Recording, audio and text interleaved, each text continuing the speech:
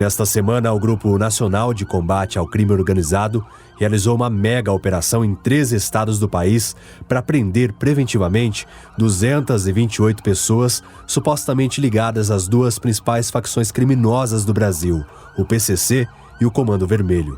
Entre os presos estava o Chapolin, um dos líderes do PCC.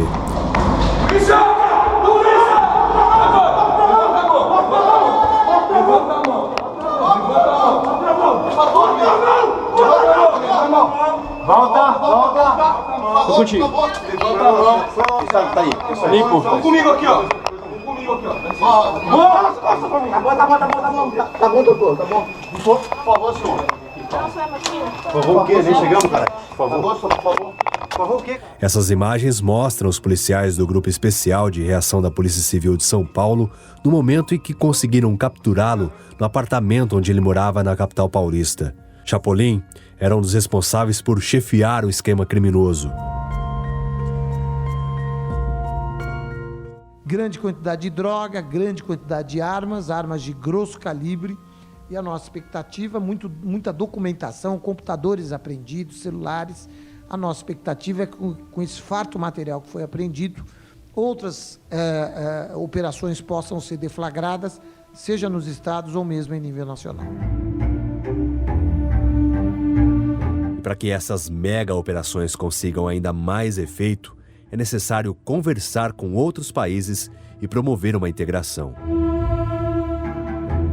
Existe a necessidade do Estado promover um tratado de cooperação internacional que possa envolver não só as forças de segurança do território brasileiro, mas dos países vizinhos que também enfrentam problemas comuns, ao mesmo tempo um pacto federativo que envolva a União, os estados e os municípios nas políticas de segurança pública, não apenas com a questão do enfrentamento direto a esses grupos, mas também como forma de elaborar políticas públicas, garantindo oportunidades, gerando projetos sociais que possam evitar com que esses grupos eles acabem ganhando força na Amazônia e nos seus estados. Mas para ter essa integração é necessária a colaboração dos países vizinhos. E a dificuldade está justamente neste ponto. Eu acredito que o que falta, e eu tenho batido sempre nessa tecla, o que falta é cooperação, é um trabalho integrado, né?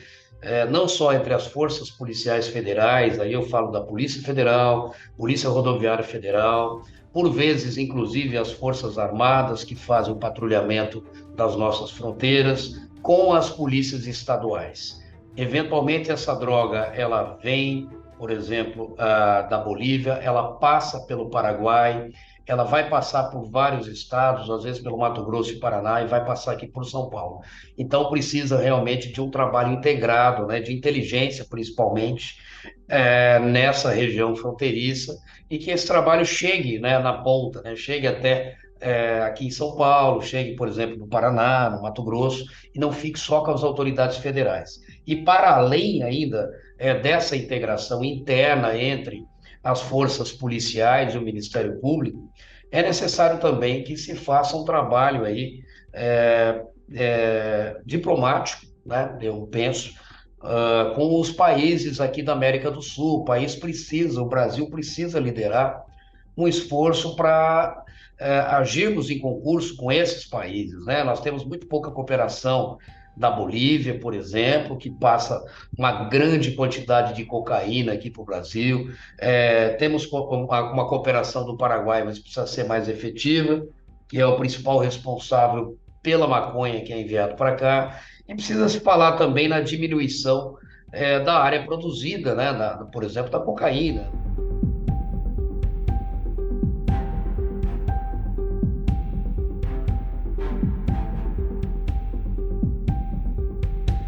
Hoje a fronteira é um grande espaço, né, de dinâmicas de conflitos que envolve essa fluidez, tanto dos produtos que entram de forma ilícita, como a cocaína e o skunk, como também produtos que vêm atravessando a fronteira, como madeira contrabandeada, né, ouro explorado de forma ilegal, o que mostra, por exemplo, que há uma complexidade dessas atividades criminosas na região amazônica e que o poder público, o Estado, tem que entender como elas se manifestam para poder, então, propor uma alternativa eficaz que possa, então, fazer com que a região ela passe a conviver com uma dinâmica de paz, né, uma dinâmica de estabilidade social e política a partir, né,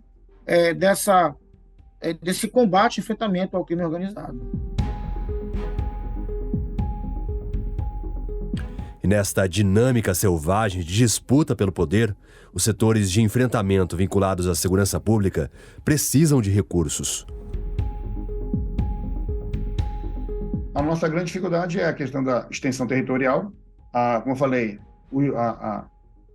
a diversidade modal, ou seja, a gente tem 3 formas de passar pelo Pará com a droga, né? As nossas portas são muito amplas e grandes aqui, o nosso efetivo ainda não é um efetivo ideal para que a gente pudesse fazer um trabalho, porque acaba sendo um trabalho de fronteira, porque esse produto, como eu falei antes, ele não é produzido no nosso país, ele passa por vários, pelo menos 3 ou 4 estados, e a gente tem na dificuldade, primeiramente legal, porque a gente precisa de leis que fortaleçam o enfrentamento, apreensão e destinação dos recursos para as forças de segurança pública. A gente precisa de uma celeridade processual com relação às medidas cautelares, às ações e, claro, os investimentos em tecnologia e equipamentos de última geração com relação à locomoção, a helicópteros, RPAs, que são os drones, aos softwares de monitoramento, de rede de monitoramento via satélite.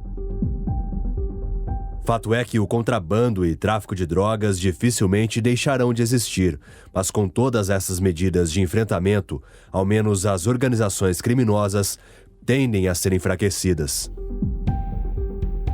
Combater esse time é um desafio muito grande. É um desafio porque a gente precisa comungar, né, as diversas forças, sejam elas estaduais, municipais e federais, para que a gente possa realizar uma metodologia de trabalho muito clara, muito correta, dentro dos ditames legais e, claro, buscar da melhor forma possível a gente fazer as apreensões mais rápidas, buscar responsabilizar todos os atores envolvidos ali, como eu falei, desde o dono da embarcação, da aeronave ou da fazenda, até mesmo aquele pequeno traficante que trabalha no bairro fazendo aquela venda, né, no varejo.